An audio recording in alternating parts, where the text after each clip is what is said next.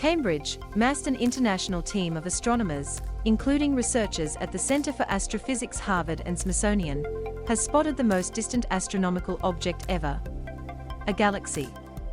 Named HD1, the galaxy candidate is some 13.5 billion light-years away and is described Thursday in the Astrophysical Journal. In an accompanying paper, the monthly notices of the Royal Astronomical Society Letters, scientists have begun to speculate exactly what the galaxy is. The team proposes two ideas. HD1 may be forming stars at an astounding rate and is possibly even home to population 3 stars, the universe's very first stars, which, until now, have never been observed. Alternatively, HD1 may contain a supermassive black hole about 100 million times the mass of our Sun. Answering questions about the nature of a source so far away can be challenging, says Fabio Piccucci, lead author of the MNRAS study, co-author in the discovery paper on APJ, and an astronomer at the Center for Astrophysics. It's like guessing the nationality of a ship from the flag it flies, while being far away ashore, with the vessel in the middle of a gale and dense fog. One can maybe see some colors and shapes of the flag, but not in their entirety. It's ultimately a long game of analysis and exclusion of implausible scenarios. HD1 is extremely bright in ultraviolet light. To explain this, some energetic processes are occurring there or, better yet, did occur some billions of years ago, Piccucci says. At first, the researchers assumed HD1 was a standard starburst galaxy, a galaxy that is creating stars at a high rate. But after calculating how many stars HD1 was producing, they obtained an incredible rate. HD1 would be forming more than 100 stars every single year. This is at least 10 times higher than what we expect for these galaxies. That's when the team began suspecting that HD1 might not be forming normal, everyday stars. The very first population of stars that formed in the universe were more massive, more luminous, and hotter than modern stars, Piccucci says.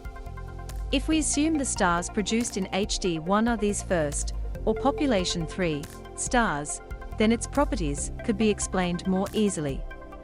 In fact, population 3 stars are capable of producing more UV light than normal stars, which could clarify the extreme ultraviolet luminosity of HD1. A supermassive black hole, however, could also explain the extreme luminosity of HD1. As it gobbles down enormous amounts of gas, high-energy photons may be emitted by the region around the black hole. If that's the case, it would be by far the earliest supermassive black hole known to humankind, observed much closer in time to the Big Bang compared to the current record holder.